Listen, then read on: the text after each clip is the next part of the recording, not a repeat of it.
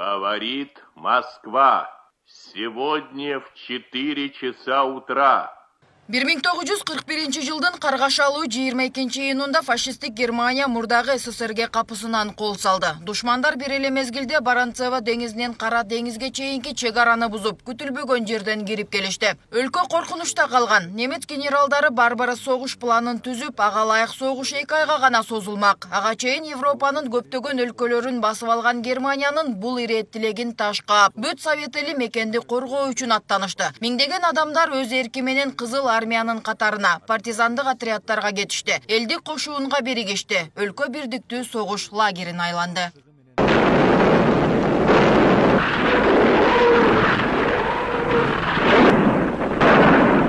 Бирок душмандар пландагандай согуш 2 ай эмес, жылдарга созулду. Миллиондон ашык адам колдоруна курал алып, кан майданда аюусуз салгылашып, фашисттик Германияга каршы туралышты. Бул аралыкта советтик аскерлер 1944 жылы гитлерчилер басып алган Украинаны, Белоруссияны, Молдавияны, Балтика боюн толугу менен бошотууга жетишти. Быйыл улуу ата мекендик согуштун мына ушундай жеңишке жеткенине 79 жыл. Бул майрамды чыдамсыздык менен күткөн согуш ардагерлердин бири Түркенакын Бейшембаев. Ал кандуу согуш жылдарына советтик армиянын катардагы жоокери катары өз мекенине кызмат өтөгөн. 1942 жылы 17 жашында согушка аттанып, 6 жылдан кийин айылына кайтып келген.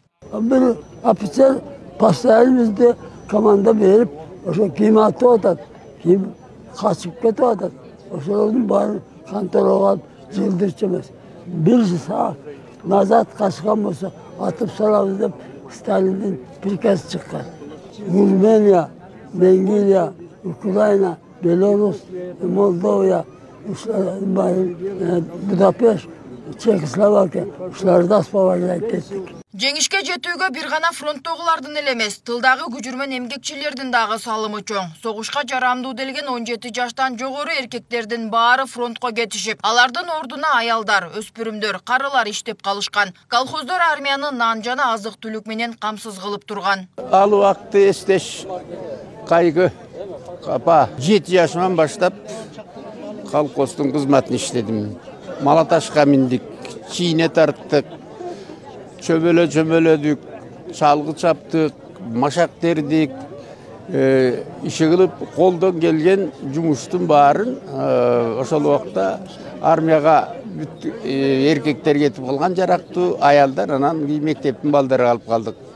Анан мектептин балдары жайында жанагыдай иштер иштеп, кышкысы болсо кар күрөп эмгектендик. Ошонун баары фронтко, жеңишке деп арнап, эч бир бирөөдөн бирдеме бер деп доолобашта, бирдеме үмүт этпей, бекер иштеп, бекер жүрүп, ушул жеңиштин ийгилиги болсо экен деп тилек ошол гана болчу. Балалык кези канжыттанган талаада эгин айдап, машак тери өткөргөн бул баатырлардын учурда көпчүлүгү 100гө таяп калышты. Кезинде жаш экенине карабай чоң адамдар менен тең тайлаша эмгектенишип, ач калып, ток калып, ушундай жеңиш күнүнө жетерине ишеним менен турушкан. Акыры адилеттик жеңип, душмандын туусу жерде тапталды. 100 миңдеген адамдар тылдын баатырлары болушту. Өмүрлүк жарын, кырчындай баласын, кара чечекей бир тууганын кан күйгөн согушка жөнөтүп, көзүн жылтырата зарыга күткөн учурлар дээрлик ар бир үйдө болгонун ошол тарыхтын каармандары мындайча эскерет.